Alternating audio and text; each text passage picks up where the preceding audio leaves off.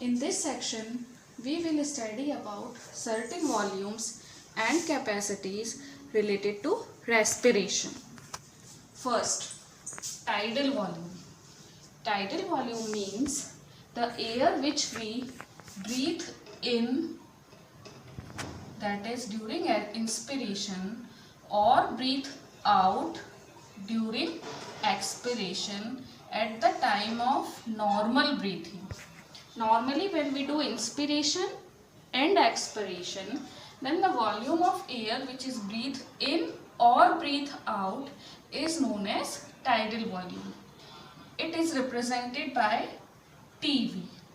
Its average approximate value is 500 ml, out of which about 350 ml of air is able to reach to alveoli. So it is known as alveolar volume. The remaining air, that is about 150 ml, remains in the respiratory tract. So it is dead space volume. Second is inspirative reserve volume, represented by IRV. After normal inspiration, the extra volume of air which is taken during the long breath is known as inspirative reserve volume. That is, after the tidal volume, the air which we inhale additionally is known as inspirative reserve volume. It ranges from 2500 to 3000 ml of air. Now the next term is inspiratory capacity.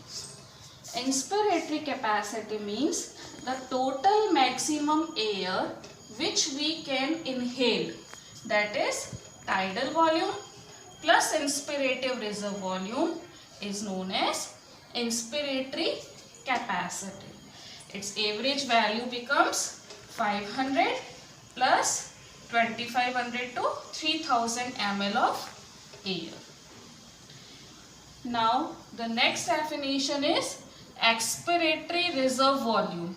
Like inspiratory reserve volume, after the normal expiration, one can still expel a large volume of air, that is known as expiratory reserve volume.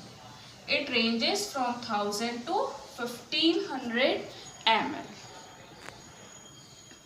Expiratory capacity. Expiratory capacity is the maximum amount of air which can be exhaled in expiration. That is total volume of tidal volume plus expiratory reserve volume. Tidal volume we have seen it is 500 ml and expiratory reserve volume is 1000 to 1500 ml. So our expiratory reserve volume is the total of both. The next definition is vital capacity. Vital capacity means volume of air which is forcefully exhaled after forceful inhalation. When we take forceful inhalation, means we are talking about tidal volume and inspirative reserve volume. So after the forceful inhalation and then we do a forceful exhalation, that is ERV, then comes our vital capacity, which is represented by VC. Its value is approximately 4600 ml of air. Normal breathing, tidal volume. Forcefully breathing, inspirative reserve volume. The sum of both gives us inspiratory capacity. After the normal expiration, the forceful expiration is expiratory reserve volume. Maximum amount of air exhaled, that is tidal volume plus expiratory reserve volume, gives us expiratory capacity. And the sum of tidal volume, inspiratory reserve volume and expiratory reserve volume gives us vital capacity.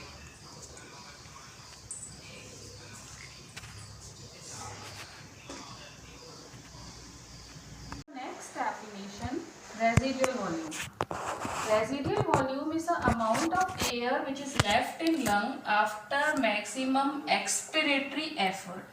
When we do the expiration, we are expelling the gas out, and after the maximum expiratory effort, the lungs never becomes empty. A small amount of air is always left in them. That is known as residual volume, which range approximately from 1100 to 1500 ml.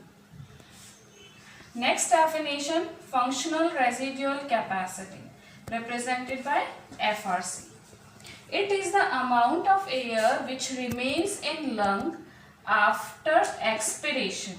As we have seen that lungs never became empty, some amount of air always remain in them as residual volume.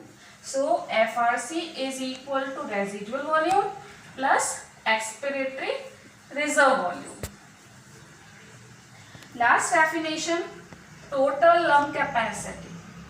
Total lung capacity means after maximum efforts, quantity of air which can be filled in the lungs.